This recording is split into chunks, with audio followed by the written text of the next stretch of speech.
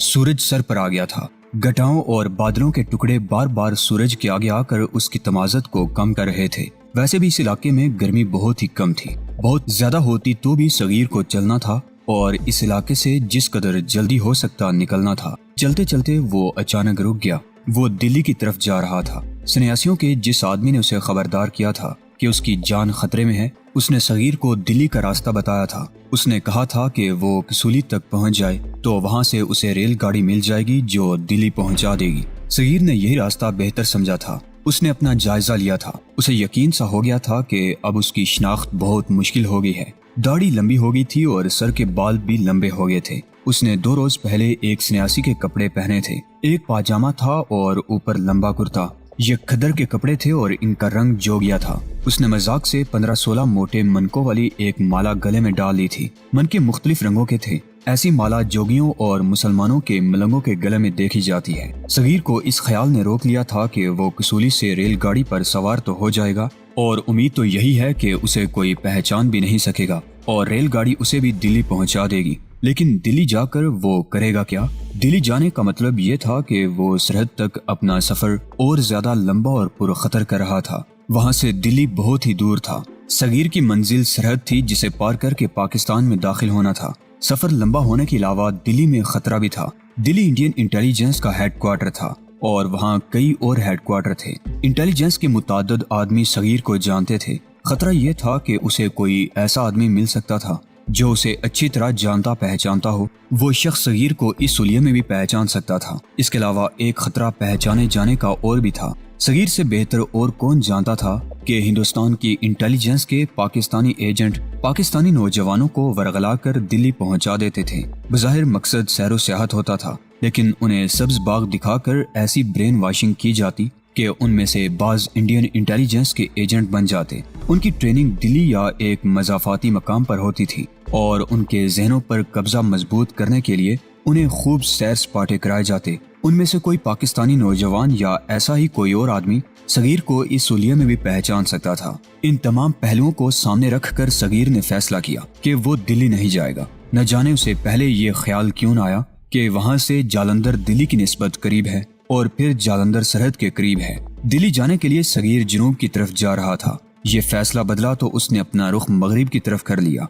जिधर जालंधर था और सरहद थी। सगीर को भूख महसूस हो रही थी, लेकिन उसने अपने आप को कंट्रोल में रखा। उस जंगल में भूख से निडाल हो जाने का कोई खतरा नहीं था और पानी ना मिलने का तो वहाँ सवाल ही नहीं था। सावन की वजह से पानी गदला जरूर था, लेकिन वहाँ तो यूं समझे कि पानी ही पानी था। कुछ और आगे गया तो बंदरों ने उसकी पेट पूजा कर दी। बहुत से बंदर एक दरख्त पर चढ़े हुए कोई फल खा रहे थे। सगीर उनसे जरा परे परे जा रहा था। उसने देखा कि बंदर जो फल तोड़ तोड़ कर खा रहे हैं वो नीचे भी गिर रहा है। सगीर दरख्त के नीचे चला गया तो उसने देखा कि वो सेब और नाशपाती जैसा कोई फल था। उसने एक सेब या नाशपाती या ये जो कुछ भी था उठाकर थोड़ा सा खाया तो उसे ये सेब लगा। उसने 5-7 सेब उठाकर झोली में डाल लिए और चल पड़ा। ऊपर से बंदरों ने उसे देख लिया और बड़ी गौसीली चिड़चिड़ जैसी आवाजें निकाली। सगीर तेज कदम उठाता कुछ दूर गया तो उसे अपने पीछे आहट सुनाई दी। उसने घूम के देखा तो 10-12 बंदर उसके पीछे आ रहे थे और बड़ी गौसीली आवाजें निकाल रहे थे।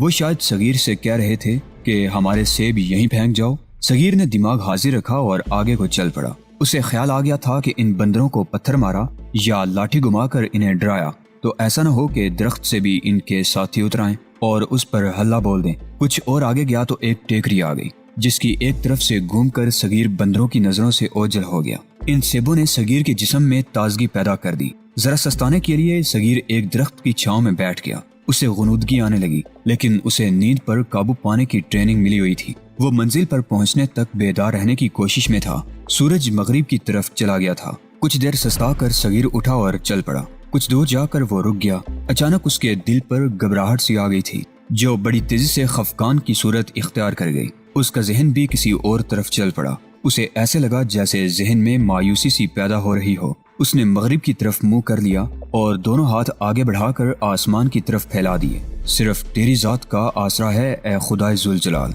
उसने बुलंद आवाज में अल्लाह से कहा, मैं किस तरह यकीन करूं कि तेरी जाते बारी ने मेरे इतने कबीरा गुनाह माफ कर दिए हैं। मैं तोबा करके इस सफर पर चला था, एक बार फिर तोबा करता हूँ। اپنے وطن سے غداری سے بڑھ کر اور کوئی جرم اور کوئی گناہ گناؤنا اور کبیرہ نہیں ہو سکتا۔ اپنا یہ گناہ بخشوانے کے لیے میں اپنی جان بھی دینے کو تیار ہوں، لیکن اللہ تبارک و تعالی مجھے اتنی سی مہلت دے دے کہ میں اپنے پاک وطن پہنچ کر ان گناہوں کا کفارہ ادا کر سکوں۔ میں کچھ غداروں کو سولی پر کھڑا کرنا چاہتا ہوں، گناہ نہیں کروں گا، مجھے آزما لے میرے پیدا کرنے والے، میری مدد کو آ اے خدائے بزرگ و برتر۔ اسے یہ سارا جنگل اور کچھ دور کھڑے پہاڑ دھندلے دھندلے سے نظر آنے لگے، جیسے وہ ان کے عکس پانی میں دیکھ رہا ہو۔ تب اسے پتا چلا کہ اس کے آنسو بہ رہے ہیں۔ اس نے کرتے کے دامن سے آنسو پونچھ ڈالے، وہ لاٹھی ٹیکتا اور کبھی لاٹھی کو گھماتا آگے کو چل پڑا۔ علاقہ پہلے سے ذرا کم دشوار گزار ہو گیا تھا، ٹیلے اور ٹیکریاں اور چٹانیں ایک دوسرے سے کچھ دور دور ہو گئی تھی۔ اس صغیر کو یہ فائدہ ہوا کہ چلنے میں سہولت پیدا ہو گئی اور بار بار دائیں بائیں مڑنا کم ہو گیا، جس سے فاصلہ بھی گھٹتا گیا۔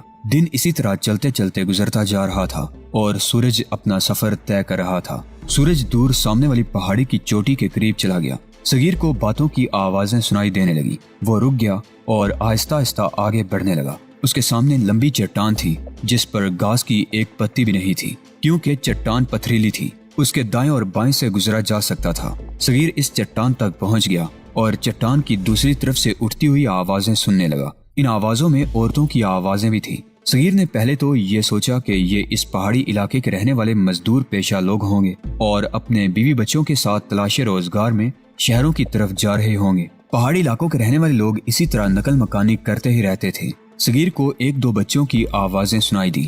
اس نے سوچا کہ ان غریب اور نادار لوگوں سے اسے کوئی خطرہ نہیں ہو سکتا، لیکن احتیاط پھر بھی لازمی تھی۔ وہ چٹان کے ایک طرف چل پڑا اور جہاں چٹان کی ڈھلان تھی وہیں آگے جانے کو راستہ بھی تھا۔ صغیر ڈھلان پر لیٹ گیا اور آہستہ آہستہ اوپر کو رینگنے لگا۔ وہ دیکھنا چاہتا تھا کہ یہ کون لوگ ہیں۔ اسے بڑی اچھی طرح نظر آ گیا، وہ خانہ بدوش تھے۔ اس چٹان سے آگے ٹیکریوں اور چٹانوں میں گری ہوئی خاصی کشادہ جگہ تھی، جس کے ایک طرف چھوٹا سا تالاب تھا، اس میں پانی بھرا ہوا تھا۔ باقی جگہ ہموار تھی، جہاں خانہ بدوشوں نے 5-6 خیمے لگا رکھے تھے۔ یہ عام خیموں کی طرح مخروطی نہیں تھے، ان کی ساخت کچھ اور ہی تھی۔ لمبے لمبے بانسوں کو لمبائی کے رخ کاٹ کر ہر ٹکڑے کو نیم دائرے کی شکل میں دوہرا کیا ہوا تھا اور ہر ٹکڑے کو دونوں سروں سے زمین میں گاڑا ہوا تھا۔ اوپر بوسیدہ سے ترپال اور موٹے کپڑے ڈال کر خیمے بنا لیے گئے تھے۔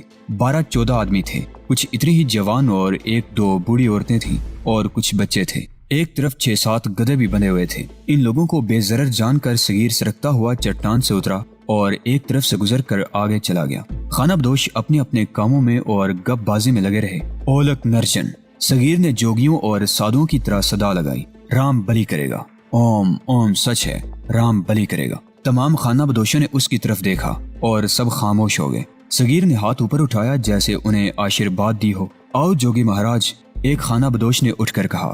دھنیہ واد، آؤ آؤ یہاں براجل۔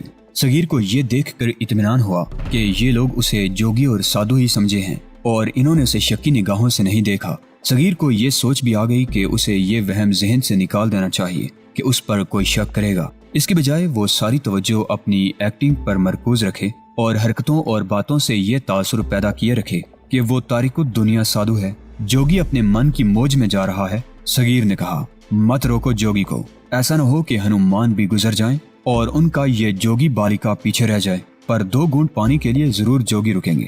وہ جنگلوں میں رہنے والے توہم پرست خانہ بدوش تھے، تہذیب و تمدن سے بہت دور زندگی بسر کرنے والے۔ وہ یوں اٹھ کھڑے ہوئے جیسے یہ جوگی آسمان سے اترا ہو۔ صغیر نے اپنے انداز میں ایسا تاثر پیدا کر لیا جیسے اسے ان خانہ بدوشوں کے ساتھ اور اس دنیا کے ساتھ کوئی دلچسپی نہ ہو۔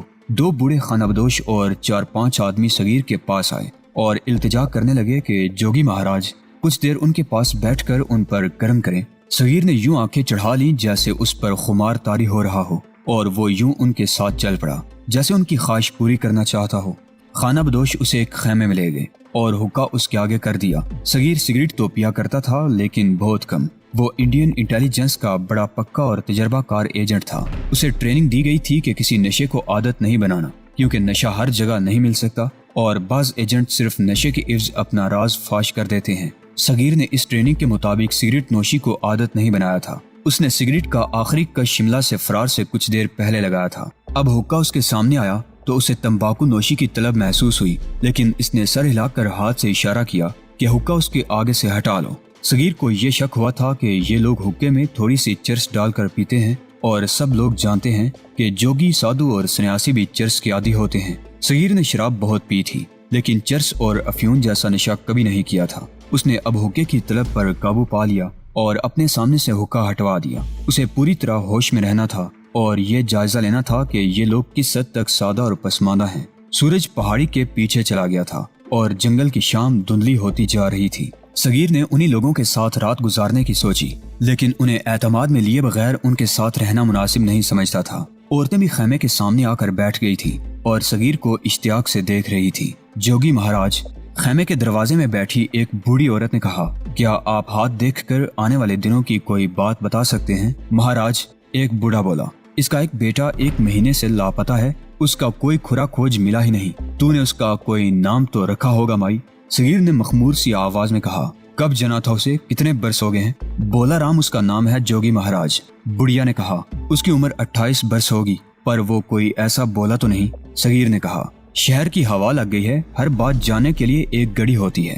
بولا رام کا ستارہ رات دیر سے اوپر آئے گا، صبح بتاؤں گا۔ اگر تیرا دل پرچانا ہوتا تو کہہ دیتا، مائی غم نہ کر، تیرا بیٹا آ جائے گا، صبح بتاؤں گا، پر یہ ہمارے من کی موج ہے کہ رات ادھر ٹھہریں گے یا نہیں۔ اس بڑھیا کے ساتھ کئی اور آوازیں آئیں کہ مہاراج آج رات ادھر ہی گزارو۔ صغیر نے دیکھا کہ اس کے سامنے ترپال کا ایک ٹکڑا پڑا تھا اور اس پر کم و بیش 6 انچ لمبی سوئی پڑی تھی۔ اس کے ناکے میں موٹا داغا تھا۔ ترپال کے 2 ٹکڑوں کو اس موٹی اور لمبی سوئی سے سیا جا رہا تھا۔ صغیر کے دماغ میں ایک بات آ گئی، اس کے پاس جو چاقو تھا اسے اس نے مقناطیس پر اتنا زیادہ رگڑا ہوا تھا کہ لوہے کے چھوٹے سے ٹکڑے کو 1-2 انچ دور سے ہی کھینچ لیتا اور اپنے ساتھ چپکا لیتا تھا۔ صغیر نے یہ معلوم کرنے کے لیے کہ یہ لوگ کس حد تک جنگلی ہیں، چاقو جیب سے نکالا اور اسے کھولا۔ ادھر آ مائی۔ صغیر نے گمشدہ بیٹے کی ماں کو اپنے پاس بلایا۔ وہ آئی تو صغیر نے اسے اپنے سامنے بٹھا کر کہا، اپنے بیٹے کا نام دل میں رکھ کر دائیں ہاتھ کی 2 انگلیاں چاقو کے پھل پر پھیر۔ اس بوڑھی عورت نے اپنے دائیں ہاتھ کی شہادت کی انگلی اور درمیان والی انگلی چاقو کے پھل کی چوڑائی کی طرف 1 مرتبہ پھیری اور صغیر نے چاقو پیچھے ہٹا لیا۔ پھر اس نے اوپر دیکھا اور چاقو بلند کر کے اس کی نوک ہوا میں یوں بائیں سے دائیں پھیری جیسے ہوا میں کچھ لکھا ہو۔ بولے، صغیر نے بلند آواز سے کہا، اپنی ماں کے پاس واپس آئے گا؟ تیرے من میں ماں کا پیار ہے یا نہیں؟ صغیر نے دیکھ لیا تھا کہ سوئی کہاں رکھی ہے، اسے 1-2 ہاتھ ہی دور تھی۔ صغیر نے اوپر دیکھتے ہوئے چاقو کو 1-2 مرتبہ دائیں بائیں ہلایا اور اپنی نظریں اوپر ہی رکھ کر چاقو نیچے لے گیا اور اس طرح چاقو سوئی تک جا پہنچا۔ سوئی ٹھک کی آواز پیدا کرتی چاقو کے پھل کے ساتھ چپک گئی۔ صغیر نے چونک کر ادھر دیکھا۔ صغیر کو یہ تو معلوم تھا کہ سوئی چاقو کے ساتھ لگ جائے گی، اس لیے اس نے سوئی کی طرف توجہ نہ دی بلکہ ان خانہ بدوشوں کا رد عمل دیکھنے لگا۔ جو ہی سوئی چاقو کے پھل کے ساتھ آ لگی، اسے خانہ بدوشوں کی دبی دبی آوازیں سنائی دی جیسے وہ سب حیرت زدہ ہو گئے ہوں۔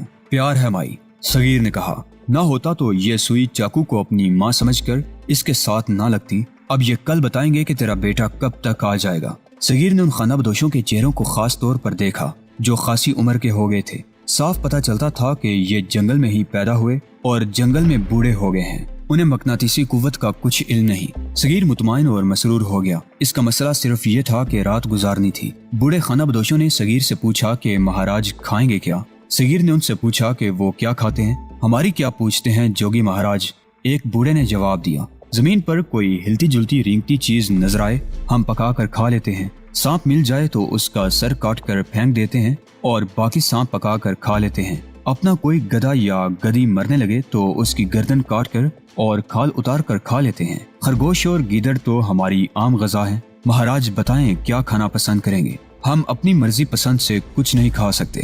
صغیر نے جھومتی ڈولتی آواز میں کہا، جو اوپر سے حکم آتا ہے ہم وہ کھاتے ہیں۔ تمہارے پاس کوئی دال ہو تو وہ پکا دیں اور ساتھ 2 روٹیاں۔ صغیر کو حلال اور حرام کا خیال تھا، بھوک ستا رہی تھی اور صرف دال ہی تھی جو حلال تھی۔ صغیر کی پسند سنتے ہی بوڑھے نے عورتوں کو حکم دیا کہ فوراً چنے کی دال بڑی احتیاط اور محنت سے پکائیں اور ساتھ 2 پراٹھے پکا دیں۔ صغیر نے جب دیکھا کہ یہ لوگ تو بالکل ہی جنگلی ہیں تو اس نے زبان کا کچھ اور جادو چلایا۔ وہ لوگ تو صغیر کو اوتار سمجھنے لگے۔ اس نے ان خانہ بدوشوں سے کہا کہ اسے رات یہاں رکھنا ہے تو اس کے لیے علیحدہ خیمہ ہونا چاہیے، کیونکہ رات کو اسے بھی معلوم نہیں کہ کیسی کیسی چیزیں اس کے پاس آئیں گی۔ خانہ بدوشوں کے پاس کچھ بانس الگ پڑے تھے۔ دیکھتے دیکھتے انہوں نے ایک چھوٹا سا خیمہ صغیر کے لیے تیار کر دیا۔ اس خیمے میں صغیر نے کھانا کھایا اور خانہ بدوشوں نے اسے بکری کا دودھ پلایا۔ سحر ابھی تاریک تھی جب صغیر کی آنکھ کھلی۔ اس نے خیمے سے نکل کر دیکھا، خانہ بدوش بڑی گہری نیند سوئے ہوئے تھے انہیں جاگنے کی کوئی جلدی نہیں تھی۔ صغیر کے سامنے بڑا لمبا اور بڑا ہی دشوار سفر تھا۔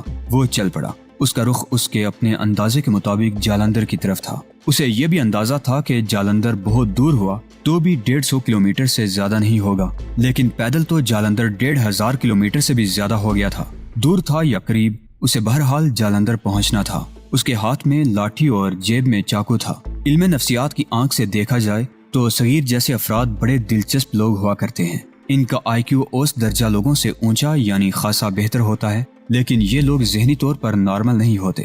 اپنے آپ کو اپنے ملک اور اپنی قوم کے خلاف غداری کے لیے تیار کرنا اور پھر اپنے دین اور اپنے ملک کے دشمن کے ہاتھوں میں کھیلنا ہر کسی کے بس کی بات نہیں ہوتی۔ وہ خاص قسم کے ذہن کے لوگ ہوتے ہیں جو ایمان فروشی میں فخر محسوس کرتے ہیں۔ صغیر ایسا ہی ایب نارمل ذہن کا آدمی تھا۔ وہ تو پکا غدار اور دشمن کا ایجنٹ اور بڑا ہی سرگرم ایجنٹ بنا ہوا تھا، لیکن جذباتی جھٹکا پڑا تو فوراً اپنے مقام پر واپس آ گیا اور غداری پر لعنت بھیج کر اپنے آپ کو اس اذیت اور غیر یقینی صورتحال میں ڈال دیا جس میں سے وہ گزر رہا تھا، اور روح کی طاقت استعمال کر کے بھی اس صورتحال سے نکلنے کی کوشش کر رہا تھا۔ امبالہ میں اس نے دیکھا کہ ایک لڑکی عصمت فروشوں کے جال میں آئی ہوئی تڑپ رہی ہے اور وہ اپنی عصمت کو داغدار ہوتا نہیں دیکھ سکتی۔ صغیر سے اس کی ملاقات ہوئی۔ صغیر تو خود بہت بڑی اور خطرناک مصیبت میں پھنس گیا تھا، لیکن اس نے اپنے انجام کو نظر انداز کر کے اس لڑکی کی مدد کرنا اپنا فرض سمجھا اور پھر اپنے آپ کو خطرے میں ڈال کر لڑکی کو ایک باعزت ٹھکانے پر پہنچا دیا۔ اس نے یہی حرکت شملہ سے بھاگ کر جنگل میں کی کہ ایک لڑکی جو ڈاکوں سے بھاگ آئی تھی اسے ساتھ لے کر چل پڑا اور بہت بڑا خطرہ مول لے لیا۔ یہ تھی تو بہت بڑی نیکی، لیکن نارمل ذہن کے لوگ ایسی نیکی کم ہی کیا کرتے ہیں۔ جو شخص خود مصیبت میں پھنسا ہوا ہاتھ پاؤں مار رہا ہو اسے تو اپنے خون کے سگے عزیزوں کی بھی ہوش نہیں ہوتی، لیکن صغیر پولیس مقابلے پر اتر آیا اور اللہ نے اسے وہاں سے نکال دیا۔ اب جس طرح اس نے خانہ بدوشوں کو الو بنایا، اس سے صغیر کی ذہانت کا اندازہ ہوتا ہے۔ اس نے بڑے آرام سے رات بسر کر لی اور اپنے میزبانوں کی نگاہوں میں اوتار کا رتبہ بھی حاصل کر لیا۔ وہ اپنے آئی کیو یعنی ذہانت کو نہایت عقل مندی سے استعمال کر رہا تھا، لیکن یہ کوئی معمولی کام نہیں تھا بلکہ ایک غیر معمولی کارنامہ تھا۔ دینی اور روحانی نظر سے دیکھا جائے تو اللہ تبارک و تعالی اس کی پوری مدد کر رہا تھا۔ صغیر اپنی توبہ پر قائم تھا۔ اس نے اپنے آپ کو اللہ کے حوالے کر دیا تھا۔ سورج طلوع ہوا تو وہ خانہ بدوشوں کے ڈیرے سے بہت دور جا چکا تھا۔ خانہ بدوش جاگے تو 2-3 آدمی سب سے پہلے اس چھوٹے سے خیمے میں گئے جہاں ان کا جوگی مہاراج سویا تھا۔ وہ انہیں نظر نہ آیا۔ انہوں نے دوسروں کو بتایا۔ خانہ بدوشوں کے بزرگوں نے کہا کہ ابھی واپس آ جائیں گے، ندی میں اشنان کرنے گئے ہوں گے۔ بہت وقت گزر گیا تو خانہ بدوش مایوس ہو گئے، ان پر مردنی طاری ہو گئی۔ ایک بوڑھے خانہ بدوش نے کہا کہ یہ جوگی واقعی اوتار تھا، اس کا ان کے ڈیرے پر آنا بڑا اچھا شگون ہے۔ ان سب میں زیادہ پریشان وہ عورت تھی جس کا بیٹا لاپتہ ہو گیا تھا۔ صغیر نے اسے کہا تھا کہ صبح بتائے گا کہ اس کا بیٹا کہاں ہے اور کب واپس آئے گا۔